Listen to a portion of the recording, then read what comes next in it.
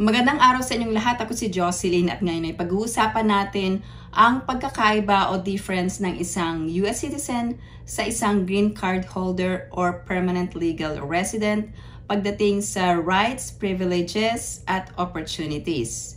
Unang-una, sino ang may protection sa deportation? Marami na pong balita dito sa US na green card holder na na-detain at na-deport dahil meron po silang na-commit na crime at sila ay kaagad na na-detain at na-deport.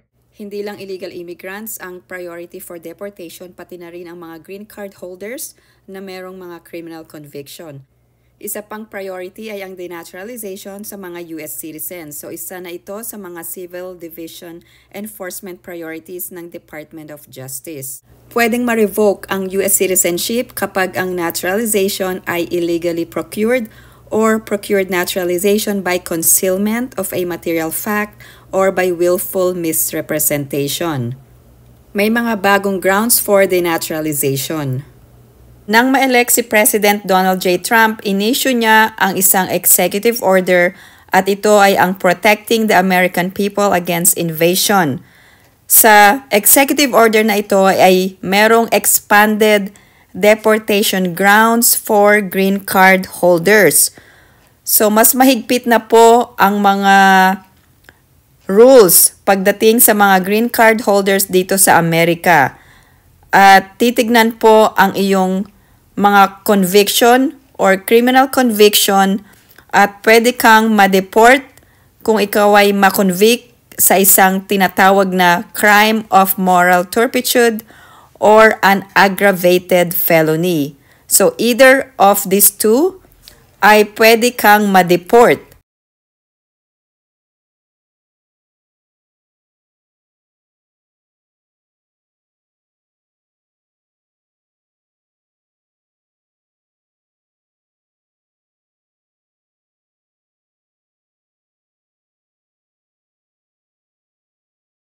Mga halimbawa ng crimes of moral turpitude ay assault, failure to register, falsification of documents, misrepresentations, marriage fraud, smuggling, drug abuse, domestic violence, and driving under the influence.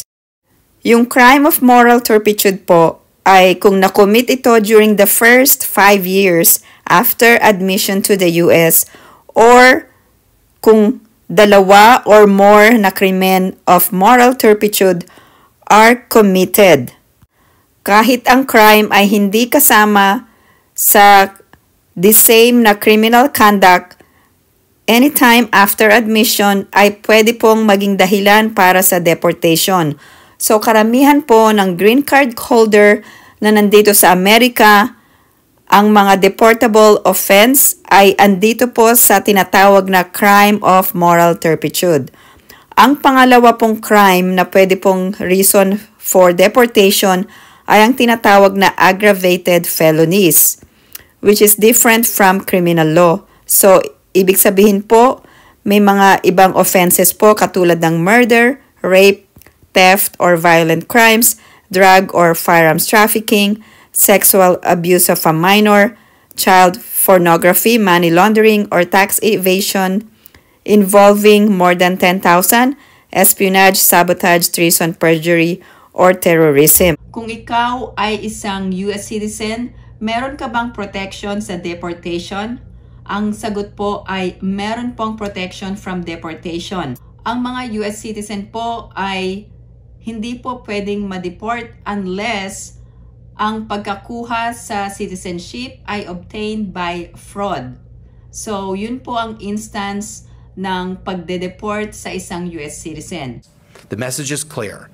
Do not engage in marriage fraud. The agency sharing video of the arrest while announcing the takedown of a marriage fraud operation they say has been under investigation for years.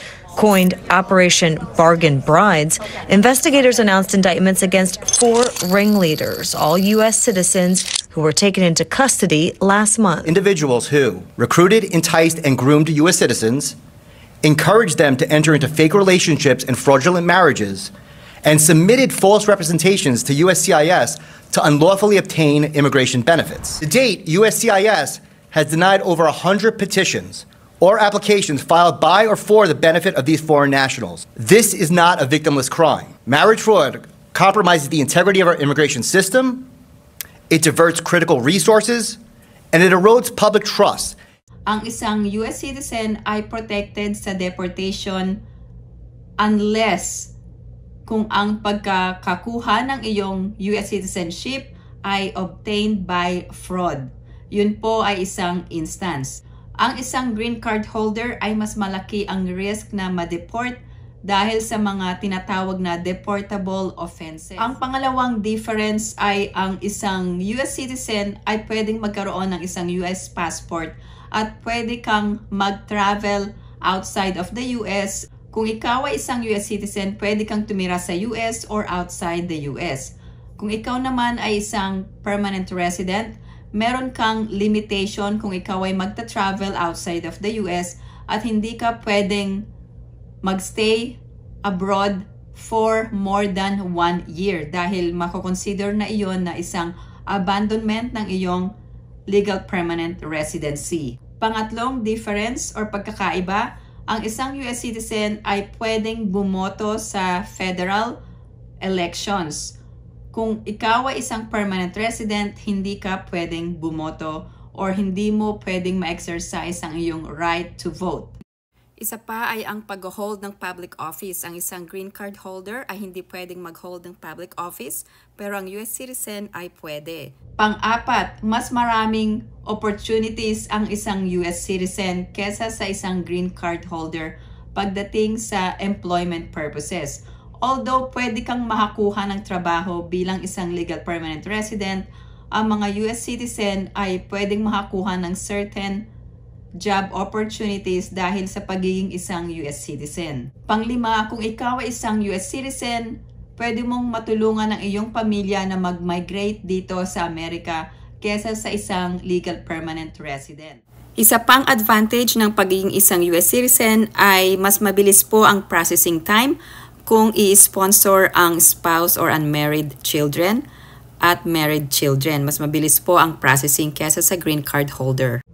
Pang-anim, kung ikaw ay isang US citizen, mas malaki ang chance mo na ma-improve ang iyong quality of life. Isa pang difference, kung ikaw ay isang US citizen, ay ang pagkakaroon mo ng US passport ay pwedeng mag-open ng opportunity sa iyo na mag-travel abroad without a visa, ay magbibigay sa iyo ng opportunity na mag-travel extensively to any parts of the world.